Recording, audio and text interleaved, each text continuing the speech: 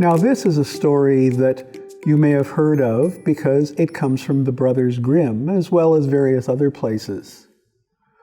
Once upon a time, there were a husband and a wife, and they were so happy because they were going to be having a baby. But the problem was the wife wanted something. Sometimes when women are going to have babies, they want a certain food and they think that they have to have it. They really, really want that certain food. And that was the case with this wife. She wanted a salad vegetable called rampion. And there wasn't any in the markets. The only rampion in town was in the garden next door. Now, the problem was that the garden next door wasn't just any garden. It belonged to a little old lady that everybody thought was a witch. And she was not a friendly person. Nobody could ever buy anything from her that was in her gardens. No. It was all for her. And the husband was so sad because his wife was getting more and more upset that she couldn't have any rampion. And she wanted rampion in her salad. And she wanted rampion so badly. And finally the husband said, "Okay, I'll try to get you some." And that night he sneaked out of the house and down to the fence between their yard and the yard of the witch. Slowly he climbed over the fence and into the garden, and he picked just enough rampion for his wife's salad, and he went back over the fence and back home, and the witch hadn't caught him. And he made the salad for his wife, and his wife was so happy that she wanted more the next day. Oh no. And so the next night he went back to the fence and sneaked slowly over the fence and into the witch's garden. And there he was picking the leaves of rampion when a voice said, "Aha!" He turned and looked, and there was the witch. "So you're the one who's been stealing from my garden." "Well, it's for my wife. She's having a baby, and so you wanted to steal rampion from my garden just for your wife to have a baby, eh? Well, you know you're going to have to pay for that." "Oh, of course. I'll pay you any kind of money you want." No.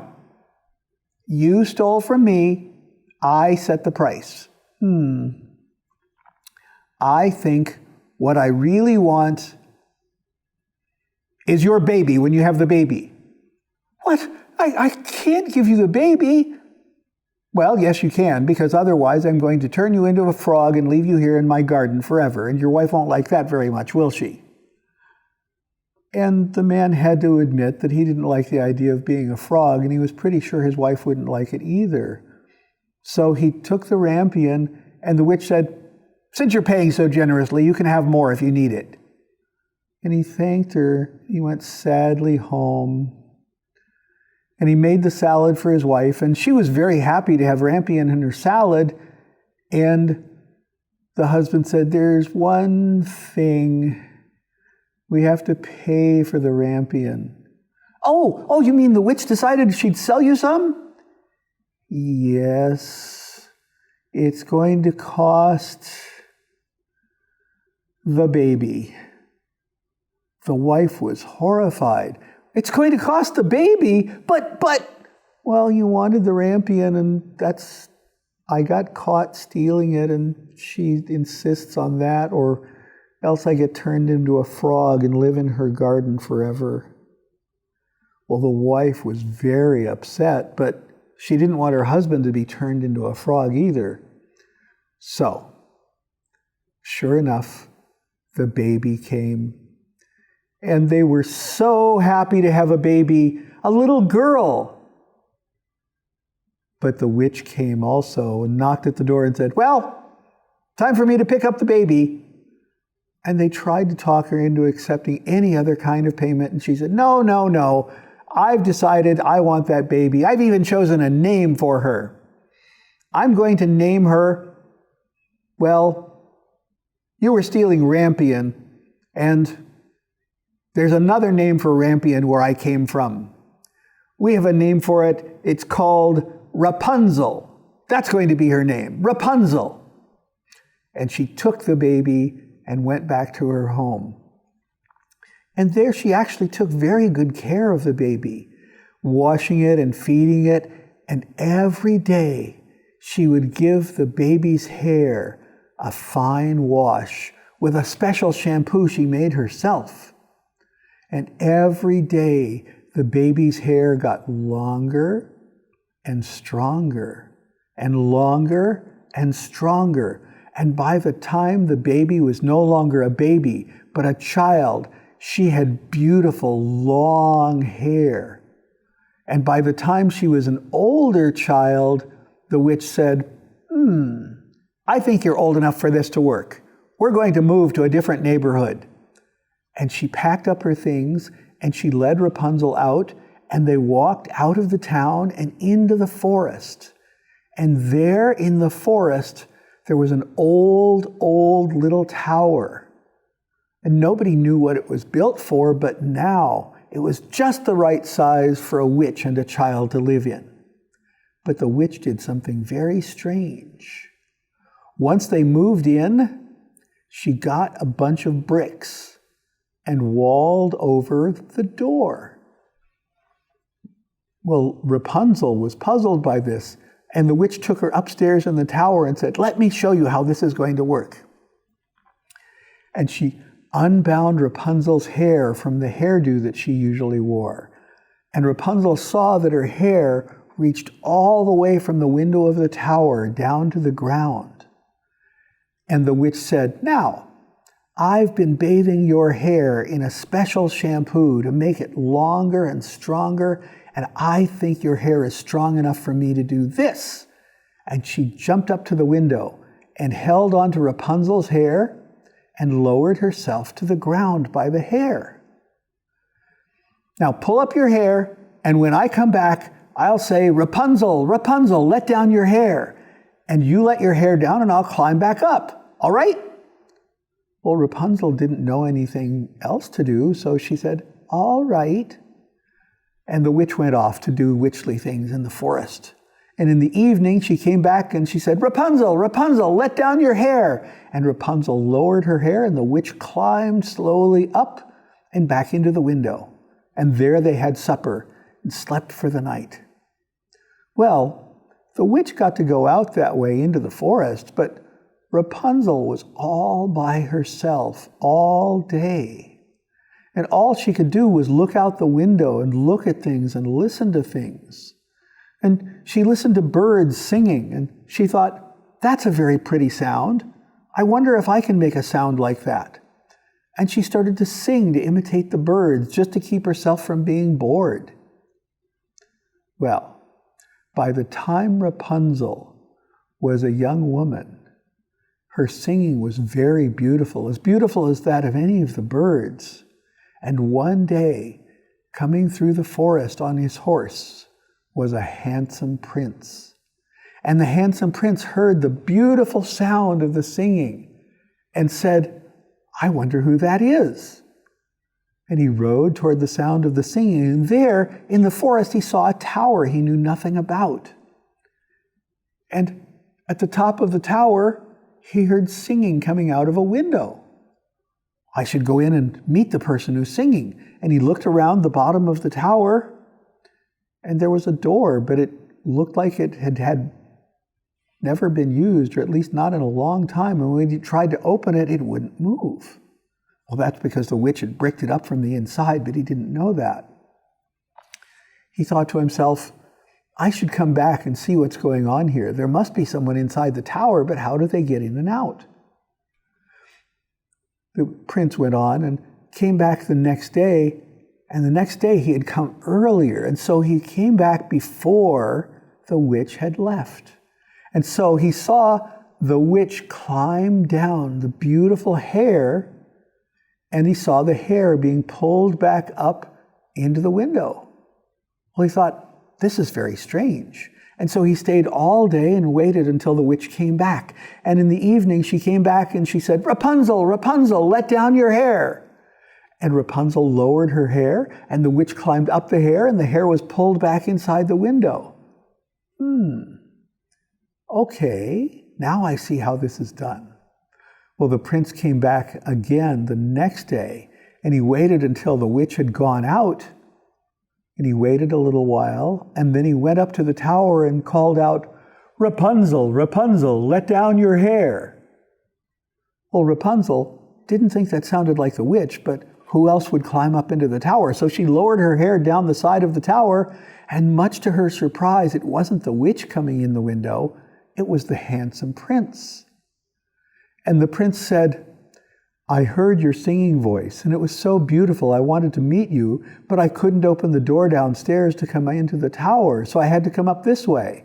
I hope you don't mind." Well, Rapunzel was so surprised she could barely speak, but eventually she and the prince spoke to each other, and he said, "I should come back and speak to you again." And Rapunzel said, "I would like that very much, but you must leave before the witch comes." And so he lowered himself down to the ground by her hair, and she pulled it back in, and the witch came back and called out, "Rapunzel, Rapunzel, let down your hair." And she lowered her hair down, and the witch came in. Well, this went on for days and days, and Rapunzel and the prince liked each other very much, and soon they began to realize they were falling in love with each other. Well, how could they get down from the tower? Rapunzel couldn't let down her hair and climb down it herself. But one day, after the prince had left and the witch had come back, Rapunzel made a terrible mistake. Because the witch climbed up slowly as a little old lady, and the prince would climb up quickly as a handsome young man. And Rapunzel said, "Why do you climb so slowly? Why, the prince climbs..." And she realized she had mentioned the prince. And the witch looked at her and said, "A prince? A prince has climbed up your hair to visit you. Tell me more about this prince. Perhaps I should meet him."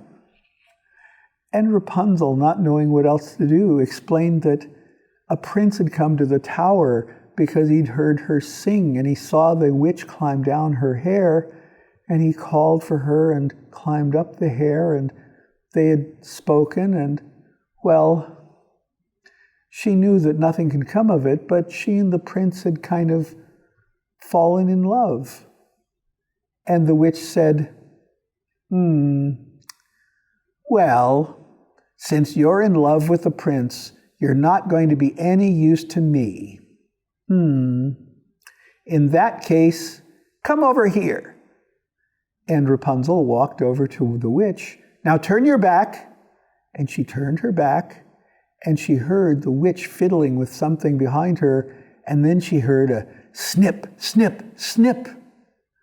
The witch had pulled out a big pair of scissors and was cutting off Rapunzel's hair. "What are you doing?" "I'm cutting off your hair. Watch how this works." And she cut Rapunzel's hair and made it into sort of a ladder of hair.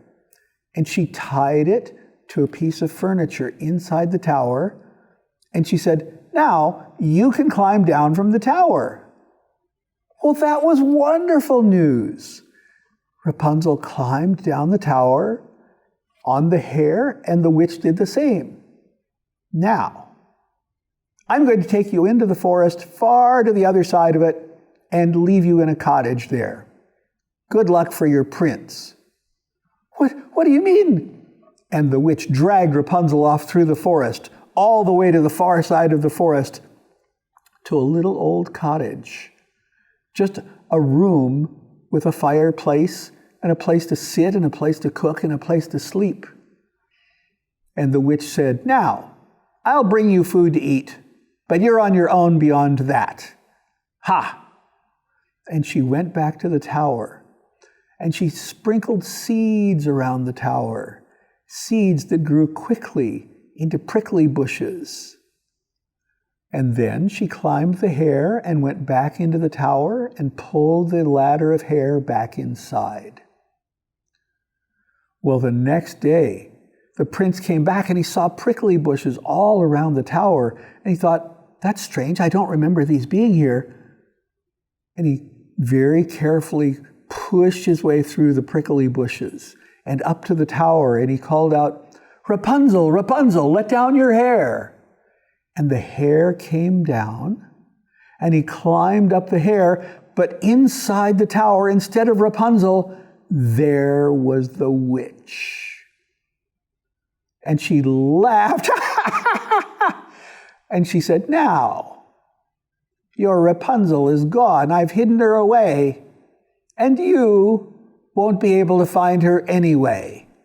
And she pushed him as he was starting to climb in the window, and he tumbled back down, barely catching himself in the ladder of hair, and fell to the ground and stumbled backwards into the prickly bushes. And as if they were something more than simply plants, the prickly bushes grabbed him and stuck him with stickers and burrs and bristles and scratched his eyes so that he could barely see. And he stumbled away from them. And he didn't know where he was going or what he could do. He couldn't even find his horse to ride home.